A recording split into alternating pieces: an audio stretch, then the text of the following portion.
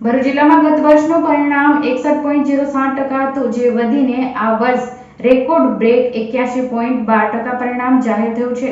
જિલ્લામાં 385 વિદ્યાર્થીઓએ 1 ગ્રેડ મેળવ્યો છે.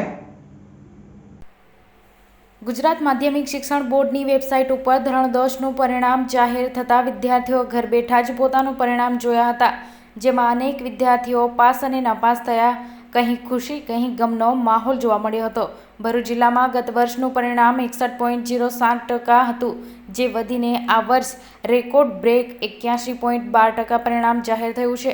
જ્યારે જિલ્લામાં 385 વિદ્યાર્થીઓએ A1 ગ્રેડ મેળવ્યો છે. ગુજરાત માધ્યમિક શિક્ષણ બોર્ડ દ્વારા ધોરણ 10ની બોર્ડની પરીક્ષા 11 થી 28 માર્ચ 2024 દરમિયાન લેવામાં આવી હતી. ભરૂચ જિલ્લામાં ધોરણ 10ની પરીક્ષા માટે 82 બિલ્ડિંગમાં 17,521 વિદ્યાર્થીઓ નોંધાયા હતા, જેમાંથી 17,337 વિદ્યાર્થીઓ હાજર રહી પરીક્ષા આપી હતી, જ્યારે 184 વિદ્યાર્થીઓ ગેરહાજર રહ્યા હતા.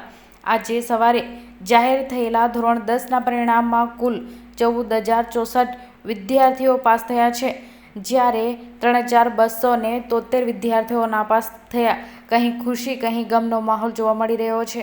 ભરૂચ જિલ્લાના ધોરણ 10ના પાછલા 4 વર્ષ પરિણામની વિગતવાર વાત કરીએ તો વર્ષ 2020થી 54.14%, વર્ષ 2022માં 64.66% અને વર્ષ 2023માં 61.07% પરિણામ જાહેર થયું હતું.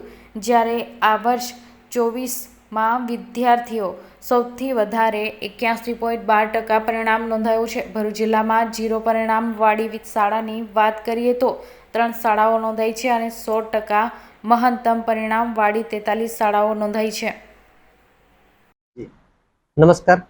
ગુજરાત માધ્યમિક અને ઉચ્ચતર માધ્યમિક શિક્ષણ બોર્ડ ગાંધીનગર દ્વારા આજ રોજ ધોરણ 10નું પરિણામ જાહેર કરવામાં આવ્યું છે.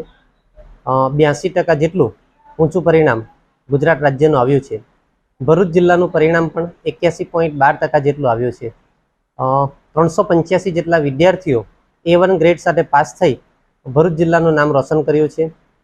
ભરૂચ જિલ્લામાં કુલ 17,337 જેટલા વિદ્યાર્થીઓએ પરીક્ષા આપી હતી, જેમાંથી 14,084 જેટલા વિદ્યાર્થીઓ ઉત્તીર્ણ થયા છે. આ દરેક વિદ્યાર્થીઓને જિલ્લા શિક્ષણાધિકારી કચેરી વતી અમે અભિનંદન પાઠવીએ છીએ. 3,273 જેટલા વિદ્યાર્થીઓ અનુત્તીર્ણ થયા છે, જેમના માટે હવે પછીના દિવસોમાં ચોક્કસ આયોજન કરી આ વિદ્યાર્થીઓ જુલાઈની પરીક્ષામાં પાસ થાય એવા પ્રયત્નો જિલ્લા શિક્ષણાધિકારી કચેરી તરફથી કરવામાં આવનાર છે. આ માટે અમારી આત્મવિશ્વાસ હેલ્પલાઇન જે માર્ચની પરીક્ષા માટે કાર્યરત હતી, એ જ આત્મવિશ્વાસ હેલ્પલાઇન જિલ્લા શિક્ષણાધિકારી શ્રીના માર્ગદર્શન હેઠળ અને ગઈકાલે વિડીયો કોન્ફરન્સ દ્વારા આમની સાથે માહિતી આપી, એમની સાથે જરૂરી પરામર્શ કરી અમે જરૂરી માર્ગદર્શન આપ્યું છે. અને જિલ્લા શિક્ષણાધિકારી શ્રીએ મે મહિના દરમિયાન, જૂન મહિના દરમિયાન અને જુલાઈના પ્રથમ સપ્તાહ દરમિયાન શું કામગીરી કરી શકાય અને આવા જે અનુત્તીર્ણ વિદ્યાર્થીઓ છે એને ભરૂચ જિલ્લામાં શોધીને એમના માટે પણ કાઉન્સેલિંગનો કાર્યક્રમ કરી શકાય એવું આયોજન ગઈકાલથી જ કરી દેવામાં આવ્યું છે. ધોરણ 10ના વિદ્યાર્થીઓમાં ખૂબ ઊંચું પરિણામ છે, જેનાથી આવનારા દિવસોમાં ડિપ્લોમા છે, એન્જિનિયરિંગ છે, આના સિવાયના ધોરણ 12ના પરિણામનો ઊંચી ટકાવારીના કારણે પણ જે કોર્સો છે એ કોર્સોમાં પણ પ્રવેશ પ્રક્રિયાનું કામ ખૂબ જ ઊંચું રહેવાનું છે. જીકાસ દ્વારા પ્રવેશની કામગીરી શરૂ કરી દેવામાં આવી છે. એની માહિતી પણ અમે આચાર્યોને વિડીયો કોન્ફરન્સના માધ્યમથી આપી દીધી છે, જેનાથી હવે પછી ધોરણ 10 અને ધોરણ 12ના વિદ્યાર્થીઓની જે પ્રવેશની પ્રક્રિયા છે તે પણ ખૂબ સરળ થવાની છે. આચાર્ય દ્વારા જ એમને માર્ગદર્શન આપવામાં આવશે, જેનાથી ઓનલાઈન કામગીરીથી વિદ્યાર્થીઓ પરિચિત થઈ ઝડપથી તેમની કામગીરી પૂર્ણ કરશે અને કોઈ પણ વિદ્યાર્થીએ હેરાન થવાનું નહીં આવશે. ભરૂચ જિલ્લામાં ધોરણ 10નું પરિણામ ગત વર્ષની સરખામણીએ આ વખતે 20% જેટલું ઊંચું આવ્યું છે. 2023માં 61.07 જેટલું પરિણામ હતું, જે આ વખતે 81.12 જેટલું પરિણામ છે. આ સંદર્ભે જિલ્લા શિક્ષણાધિકારી દ્વારા એમના ટેન્યોરમાં ખૂબ સરસ કામગીરી કરવામાં આવી. 30% કરતાં નીચા પરિણામ ધરાવતી શાળાઓ સાથે સતત સંપર્ક કરવામાં આવ્યો, એમને માર્ગદર્શન આપવામાં આવ્યું. આના કારણે અમારી જે 26 જેટલી 30% કરતાં નીચું પરિણામ ધરાવતી શાળાઓ હતી એ આ વર્ષે અમે 11 સુધી લઈ આવવામાં સફળતા રહ્યા છે. 100% પરિણામ ધરાવતી શાળાઓ જે ગત વર્ષે 16 હતી તે આ વર્ષે 43 જેટલી થઈ છે. આમ 100% પરિણામ ધરાવતી શાળાઓનું પરિણામ પણ ખૂબ સારું બન્યું છે. A1 ગ્રેડ ધરાવતી શાળાઓના પણ પરિણામમાં સુધારો થયો છે.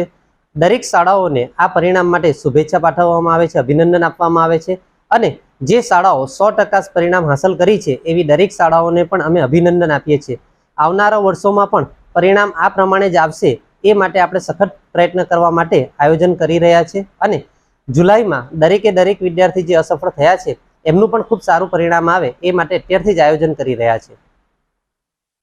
કુલ 32 કેન્દ્રોમાં પરીક્ષાનું આયોજન કરવામાં આવ્યું હતું. તેમાંથી સૌથી વધુ જાગેશ્વર ખાતે 94%, જ્યારે સૌથી ઓછું આમોદ ખાતે 48.22% જેટલું પરિણામ રહ્યું છે. દરેકે દરેક સેન્ટર પર ગત વર્ષની સરખામણીમાં આ વર્ષે પરિણામમાં સુધારો જણાયો છે.